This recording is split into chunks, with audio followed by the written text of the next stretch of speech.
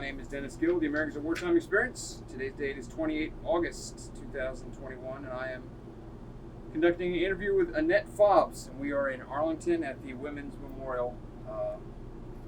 Ma'am, if you could just tell me a little bit about yourself. Where did you grow up? Where were you I born, was born and raised in the Bronx, New York. Okay. And 68. I have 2 sisters and 2 brothers. My father was an Army medic during the Vietnam War, but he was the only son, so he got flown out of Vietnam. Okay. Yeah. And what branch of the military did you serve in? The Marine Corps. The Marine Corps. Yes. Why did you decide to join, and why the Marine Corps? Well, I actually had gotten into Pace University, and my father had given me the check to pay for my dorm room. And I had a girlfriend who had a crush on a guy, and she said, come with me. I want you to meet this guy. So we get there, and it's the Marine Corps, it's the recruiting station with all the services in Times Square.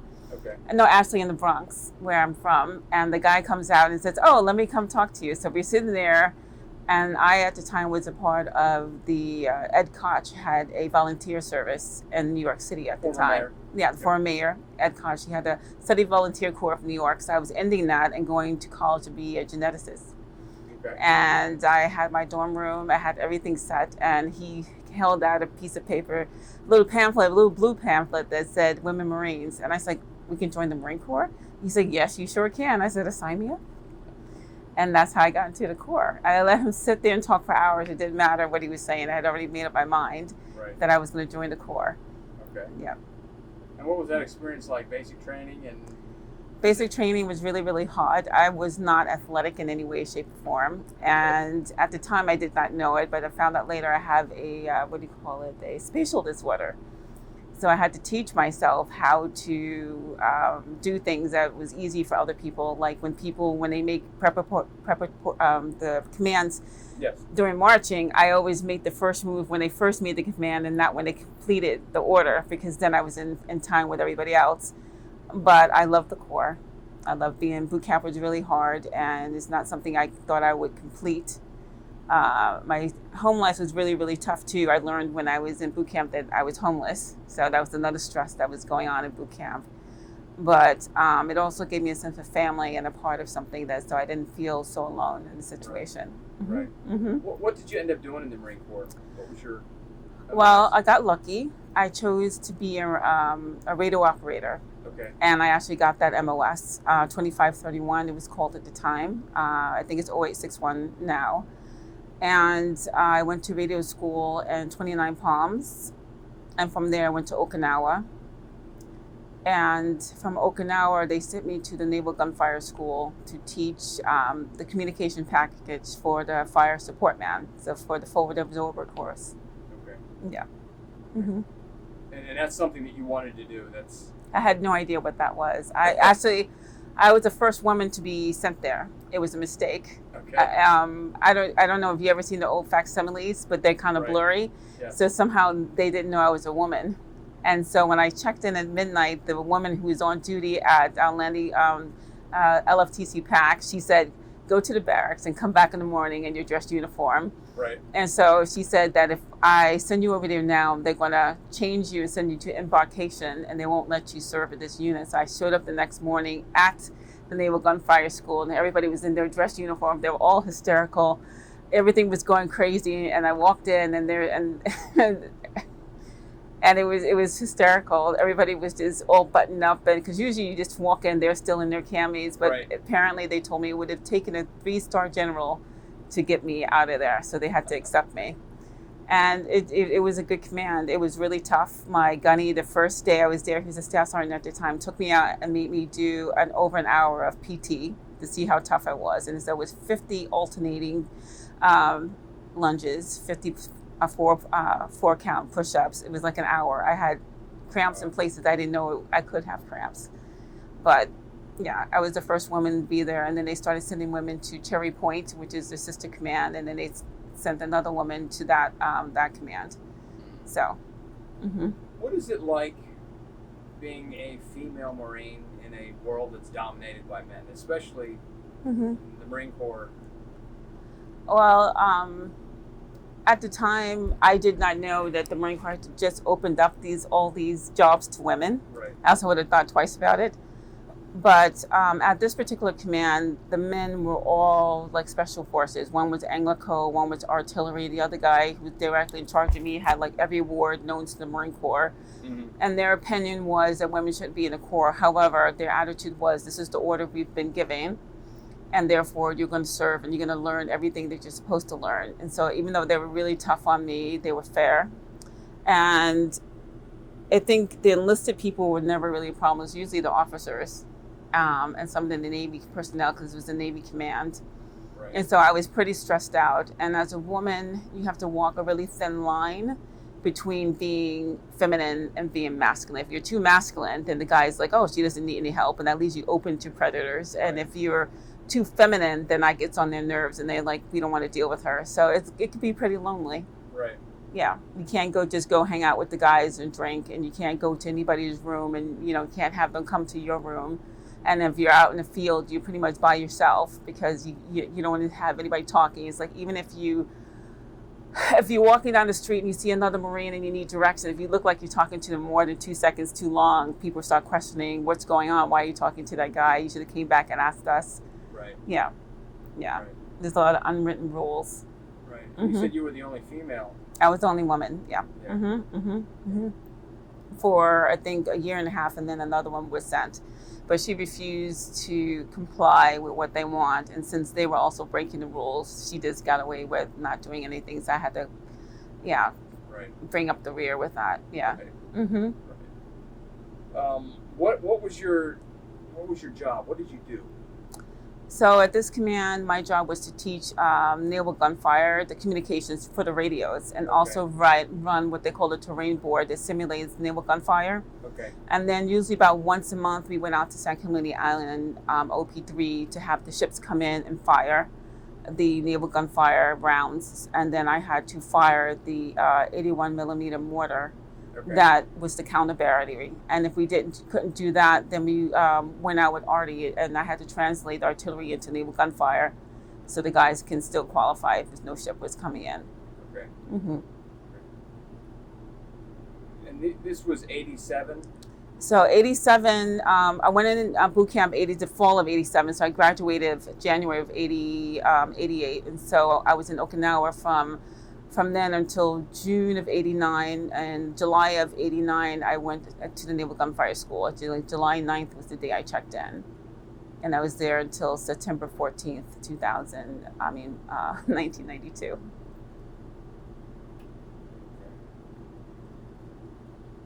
Did you have an opportunity to serve at all or do anything related to the Gulf War? The only thing that I did in pertaining to the Gulf War was that because it was an air war and we were teaching, majority of the people that we were teaching were pilots, Navy pilots, Marine pilots, and Argentinian pilots. And so when the war was gearing up, we were having people cycled in to pick up their skills and send them off to the Gulf War. Right. So so everyone, would it be before they deployed, they would have come through? Yeah. There. Mm-hmm. Mm-hmm. I imagine the tempo was pretty... It was pretty quick and stressful. And, a lot of times in these classes, you kind of crack jokes to kind of, break the monotony of it. But now everywhere is pretty damn serious and paying attention. Right. Because since I was a woman, a lot of guys would be really disrespectful and open up their newspapers, ignore me, and do things like that. But this time they weren't. They were paying attention. So... Mm-hmm. And are you passing on knowledge to them, passing on information about what kind of weapon systems they might encounter? No, not so much the weapon systems, just the radio, what radios they're going to be using, how they're going to be using it, because they're going to be dealing with Marines. So this is mostly naval, they're becoming Navy liaison officers. So they need to know Marine Corps lingo and Marine Corps radio procedures, opposed to Navy. At the time, they were completely opposite. In fact, the Army, Navy, and the Marine Corps and the Air Force all use different frequencies. Right.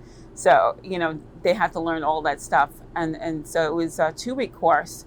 It was pretty heavy. We had like 15 different classes during the week. Yeah. Mm-hmm. And I imagine because they're going to combat it, it's now real. It's not Yes. training. Right. You know, Right. They paid more attention, took it more seriously. Yeah. There was no more, disrespect, making stupid jokes. And Right. a lot of times on the terrain board, they will say, "Oh, I'm blowing up a women's hospital or a child's, a baby milk factory or a mother and child, stupid things," because if they hear a woman's voice, then they have to be a bit silly. They cut all that stuff out. It was serious about they need to know what they needed to do and how to get it done.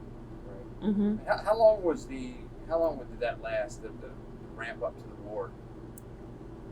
Is this a matter of months? It was continuous. Yeah, it was. Going even after the war. Yeah, because well, I don't know so much the Navy, but the Marine Corps, General Gray, his attitude was, that the reserves were never really ready the way they should be. And so the Navy did take point from the Marine Corps also that, just training and being really casual about it is not good enough. You need to be more serious about it. And so they were revamping the ATP-4 Delta, which is the Bible for naval gunfire. And the Army was doing that also. And I was tasked with rewriting it. They would write it and I had to put it in the computer. They wanted to be more serious about having this work done and making sure that all the information is correct and with the new technologies that are coming out. Right. Mm-hmm. Right. And after you were active, you got out and went into the reserves. Well, I got out and I actually had gotten married and I was out for a while. So I didn't go back until 1992. I had gone to college and got a degree in medical office management and I was working, but I got bored and homesick. Right. So I talked to my boss. It's like, would you mind if I went back into the reserves? And he said, that's fine. So he allowed me to go back and do that. Yeah. So there was a gap of time, was it 5 years almost? Three years. Yeah, 3 years. And they said usually they don't let people back in after that third year. I was right at the cutoff, but because of my record, whatever's in it, I've never seen it. But because of my record, they said, because I guess I was the first woman to go to that unit. I had done well there. Okay. That they let me back in. And they sent me to Garden City to a combat unit, which is also they didn't allow women to do that either. Right. But they said because I had taught naval gunfire that they would allow me to go to 2nd Battalion, 25th Marines, I believe in Garden City, New York. Yeah, and I eventually became the platoon sergeant for the communications platoon. Okay. Mm-hmm. And what was different about your reserve time than your active duty as far as your job, what you did? Well, now I got out of corporal and I eventually became a sergeant. And then, I was at a school's command before. So it's different than being a field Marine. And then now I was in the field all the time. And for the first 3 months, they wouldn't give me any cold weather gear. And I joined in November. So I had to go 3 months in the cold in upstate New York. And then they said, okay, you did good. They made me second squad leader. No, fire team leader. Then I became the squad leader, then platoon sergeant. So that's a totally different thing than, being an instructor. It was, closer to the Marines, setting the example, and then, the whole idea of the reserves is a lot of these young men, they join when they're 18, they don't know what they want to do. Somewhere between like 19, 20, they start figuring out, then they stop showing up. Right. And so as a platoon sergeant, that was the frustration to getting people to come in. Yeah. And then they were talking about that there was a war was coming. And so people were getting serious about it, a little bit nervous about it. And of course, then that's when 9/11 happened. Mm-hmm. What war were they expecting? What do you mean? You said they were talking about a war was coming. Yeah. There's something they always talked about when I was on active duty. They said we don't go more than 5 or 6 years without some kind of conflict happening, and so they were warning us it's been this amount of time since the Gulf War happened. Something's going to be happening in the world, and they actually did start picking up training and getting people qualified and all those other kind of things. So I don't know if they knew something that we didn't know, whether it was the Gulf, the 9/11 or something else was going to happen and we would be required to go to war again. Do you remember that day, September 11th? Yes, I was on the number 7 train at Queens Plaza. I heard something about a plane hitting the towers, and as soon as that happened, we went under the tunnel And I couldn't hear anything else until we got out of the tunnel and I got to my office. And, just like every other Marine I knew, I went home, immediately packed my stuff. I'm like, oh, they're going to be calling us right away. Right. It was, and I was working in a property manager's office. So we had several people who were killed, and having parents call to clean out their kids' apartments. And it was a rough time. Yeah. Mm-hmm. Did you recognize at the time the gravity of that day, what it would lead to? Here we are 20 years later. Absolutely. I think every single one of us expected that they were going to call us in right then and there and send us over. We were really shocked that it took almost a year before they called us up. Mm-hmm. And at the time, I had just given birth to my son. And so my son's father and I had a deal. Like, we were 2 separate units. So it's like whoever gets called up first, the other one has to get out. And so he got called up, and I dragged my feet for like 2 months before I got out. Right. But once I did it, I was a bit relieved because, it would be horrible for him to lose both parents. Yeah. Mm-hmm. You had mentioned something early on that you said when you're in basic training, you found out you were homeless. Yeah. Tell us about that. So my mom was a college professor, and we had a pretty decent life. My stepfather was a bus driver, but then she was a child of the 60s, and she was getting on in her years, and she thought that trying drugs would make her thinner. And she got hooked on crack, and she lost her job at the college, and so we had nothing. And then my stepfather didn't want to deal with it, so he just left us there. And so when I was in the volunteer corps, my sister and I were like pretty much buying food and trying to take care of everything. Yeah. And even though I had gotten into college, they gave us a choice saying that we could either go to college or cash it in. And I thought that, okay, I can join the Marine Corps and cash in my scholarship and pay all of our rent, which I did. But my mother's a drug addict and she spent the money and we got evicted anyway.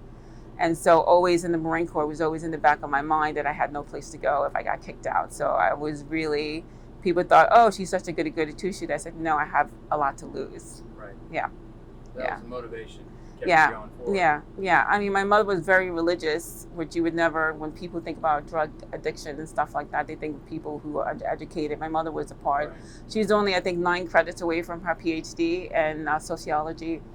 And she had a rough life. And I just think, 4 kids, alone, and, your body isn't portraying you. And, I was angry with her for a really long time, but I've learned as being an adult woman with a child myself, that how hard it is to be a parent and being a good parent. But it was hard going through active duty, dealing with the sexism and the racism and everything else, and knowing that, I have to deal with this. I can't get out. Yeah. Mm-hmm. How do you think, looking back on it, the military has changed your life, your experiences? Oh my goodness. I believe that the Marine Corps still saved my life. I mean, was sexually assaulted on active duty, but that could have happened at any time in the civilian world. But the guys that I served with at the Naval Gunfire School always made me feel safe. I never felt like anything was ever going to happen to me when I was with them. And I met some really, really good men, and it changed my opinion of men.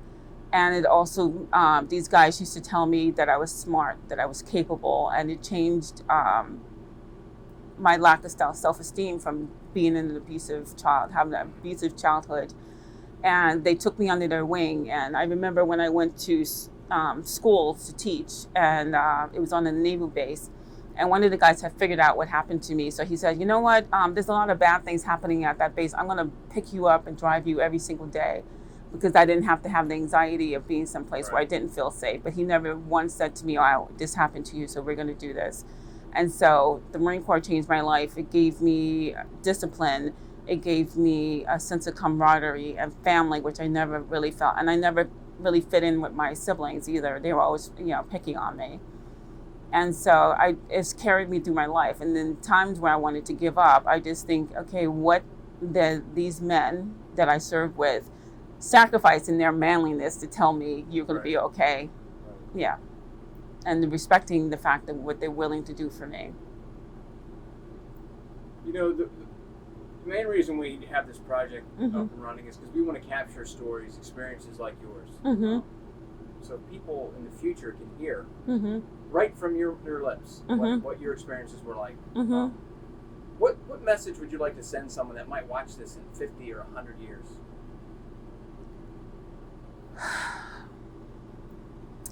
I say that people should respect women who join the military, and they should, military leaders need to respect women who join the military. We're not there to get laid, to get married. They shouldn't be letting in people who they know are abusers, because they were giving waivers to men who committed sexual crimes back when the war first started. And that we've always been an asset to the Marine Corps since 1918 when they first start letting women in. And if we weren't an asset, then we wouldn't advance to, it wasn't just, they're letting women do this. We had to earn it. Like 10 years before you said they were letting us do it, we were doing it. We only had to prove for 10 years that we could do it. And people should respect that. And women have a right to protect themselves and protect their family and protect their country like everybody else. And, if men understood the fact that, you leave a village of, weak women, then of course they're going to get overrun and taken. But you leave a village of women Marines, you're going to come back to your house.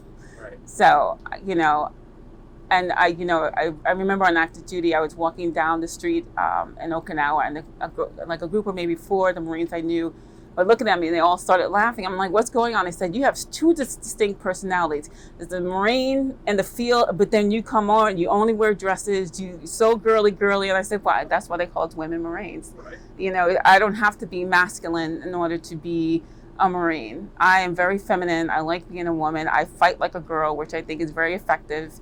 And people need to respect us. Mm-hmm. So the event that we're at is Mm-hmm. put on by Unite Us. Mm-hmm. How did you get connected with that group? So there's an art project in Fordham University by Steve, I forgot his last name, Steve Alpert. And there's a woman there, her name is Maria Carrion, and she is a part of this art program. We became really good friends. She lives in the Bronx, I live in Harlem, and she called me up and she said, I'm going to recommend you for this thing. And I said, okay. And she said, you're going to have to come down to DC. I said, okay. And, but after getting out of the Marine Corps for so long, it's nice to be recognized, because a lot of times I feel invisible, and sometimes people dismiss women in their service, and it's nice to be recognized. Mm-hmm. Well, that's great. Mm-hmm. Well, on behalf of the Americans Wartime Experience, Annette, I want to thank you for sitting down and talking to us, Mm-hmm. Taking up part of your day. Okay, thank More you. importantly, though, I want to thank you for your service. I appreciate that. Thank you. Regardless of male or female, Mm-hmm. your service is important. So Okay, thank you. I appreciate it.